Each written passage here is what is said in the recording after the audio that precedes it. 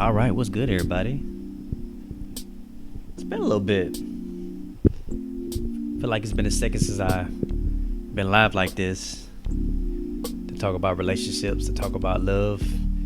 As you can see down down at the bottom, you already know who it is. Your boy DJ Grateful out here in the building. I am feeling pretty good.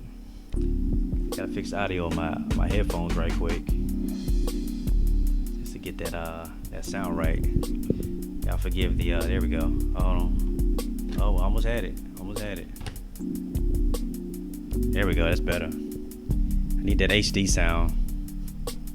Anyways, for those who are watching live, how you doing? God bless you. Hope you're doing good. And we're gonna go ahead and start this particular segment. So on today, we're talking about singleness. Yeah, we're talking about singleness and intentionality. And I want to speak on this because I think it's important to know what you're doing, know where you're going, and not just be blindly out here saying or doing things, dealing with people's hearts, and not having any intentionality with what you're doing. And even if you are, don't have the mindset to where you're ready to go into marriage or serious dating. You know, let that person know up front. And so, yeah, be intentional. Be intentional. And if you are ready for a serious relationship, for marriage, the whole nine, be very intentional in your communication. Be very intentional in how you say things. Not necessarily just being too careful, but just being intentional. I think that's extremely important. And I think that when it's time to go ahead and have those conversations, to let that person know up front what you're looking for, and even what you are looking for at the end of this particular interaction.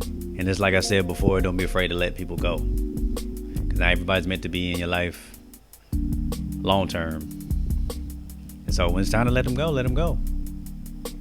And I was speaking to my guest before. Well, I was actually her guest, but what I was saying is that, hey, I knew up front about a particular young lady that I knew I wasn't meant to be with, like on a long-term basis. And so I stopped the communication. And I feel like it was mutual, because I didn't send out any messages, and neither did she. So it was a mutual decision to go ahead and let each other go and move on. And so it be like that. Absolutely be like that.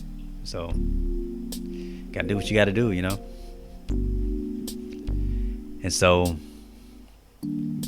just it's important. It's important to know what you're doing, and that communication with who you're doing it with. One thing that I've learned is each place in your life, each step in your life is important to grow, because you may start praying about that serious relationship with somebody that you want to be with on a long-term basis, and you don't fully really know if you're ready. We kind of just jump into things because our emotions are involved, or we yearn to have somebody in our life and don't even know if we're ready. And I think, and it's interesting, even in my own life, how I know that I wanted a wife in that serious relationship, and learning that there was some things on the inside of me that need to change, some habits that need to be cleaned up, some mindsets, even the way I handle my finances. And I was thinking about, like, what if I was put in that situation for that long-term relationship and didn't have the kind of education or the kind of maturity that I have now, what the type of difficulties that I would deal with in that particular relationship, simply because either I'm not healed from something, or I'll develop some bad habits that just never got taken care of. And so with all that to say, just trust in the Lord and his perfect timing with who he wants you to be with. And that extended time on how long it takes to get to that particular person. We get so caught up in time and how long it's gonna take to get your person, and you forget that there's some things on the inside that need to change and need to heal. So that way, when you're presented that long-term relationship that you're looking for will be better. Like, how do you handle conflict? That you know how to present challenges, or do you know how to present to the other person? Like, all right, well, I'm bothered by something, and I want to bring this to your attention, and I want us to talk about it. So, what if you're in a state to where you're not the type of person to engage in what's challenging to you, and you're holding stuff in, and that returns into bitterness and resentment later on, and you'll be, and it'll bleed off. Eventually, it'll bleed off into that relationship, and that'll cause issues, and it can dip its head into so many different areas of your relationship. It's just you don't want to be there. Or what if you're too confrontational, where everything you feel like everything bothers you, where everything needs to be challenged? Well, sometimes you just need to chill. Just chill a little bit. Bring all things into the Lord, and so that's why it's important to have the Holy Spirit, is He'll deal with you about certain things about you that they need to be adjusted and need to change as He's preparing you. And sometimes that wait can look like 10 years, it could be 20 years, it could be tomorrow. But He knows exactly what you need and when you need it. And then also knowing who you are, like your purpose. Because it makes no sense to really just jump into a relationship and not know where you're going. Especially as a man. So thinking, and this is where I want to talk to my fellas. Do you know where you're going? Like purpose in life. Because adding in a woman and kids, women want that leadership quality, that direction, that healthy direction. And there's a difference between leadership and what's the word? Just being a person that just commands, just being a dictator. There we go. That's the word I'm looking for. The difference between being a leader and being a dictator. And so, and that even when it comes to your relationships in the office, where the best leaders are the ones that make the sacrifices, that'll show you how to do something, versus somebody that just only tells you how to do something.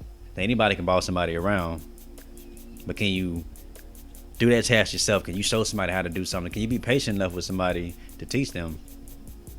So even in here we go, man. Even when it comes to that leadership position, are we in position? Or do we have a mindset when it comes to that leadership? Can you lead in love? Like if you have to correct something, can you do it in love? Can you do it in a way that doesn't demean that woman? Because she has value, just like you have value. She also has value. And so, important to know who you are and the direction you're going. And then when you're picking a partner, also thinking about how does that person fit in your long-term goal. Like, fellas, how does she complement what you're doing and where you're going? I was talking to my mama about this a little while ago. Well, it was sometime last year. But I was telling her that, I was admitting to her that, I'm not really a guy of sports. Those who know me for years know that I'm not really a sports guy. And for those who even know me long enough knows that I'm not a sports guy. So when the sports conversations come up, I don't know what you're talking about. I don't know who the best on the team. I don't know the stats. I don't know any of that type of stuff. And so, to me, it would make no sense for God to put me with a woman that was a sports fanatic, because we don't have that in common. And as her partner, she's gonna want me to go to those games with her. And I'm not interested. And then with us not having that compatibility, it just kind of puts a damper, I feel like, on the relationship. Unnecessary damper. So why would you be with somebody that don't have that type of interest, especially if it's a passion? So I told her that I wouldn't be with a woman like that, because it didn't make any sense, to have that kind of woman in my life. And so I'm a guy of music, right? I'm a DJ, and I have a passion for music. So for God to put me with a particular woman, now she would have to have some type of passion about music, or know something within the music space, whether she raps or sings or knows, DJing art or anything that type of nature. So it would make sense to put two people like that together, right? And so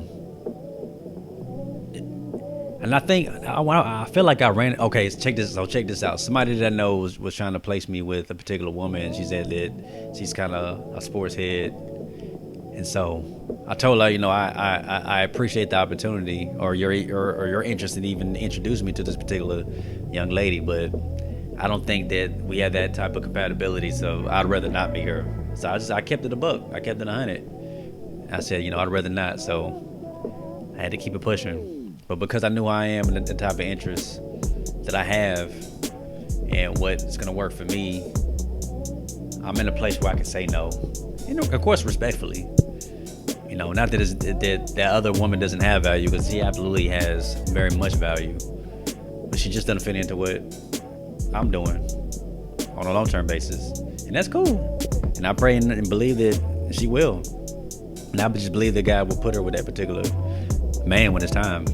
So, ladies, the same thing.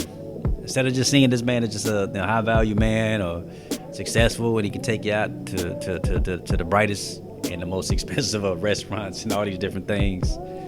And what else is going on in this man's life besides the success? What's his character like? Are we really paying attention to the fruit of the character of that particular person?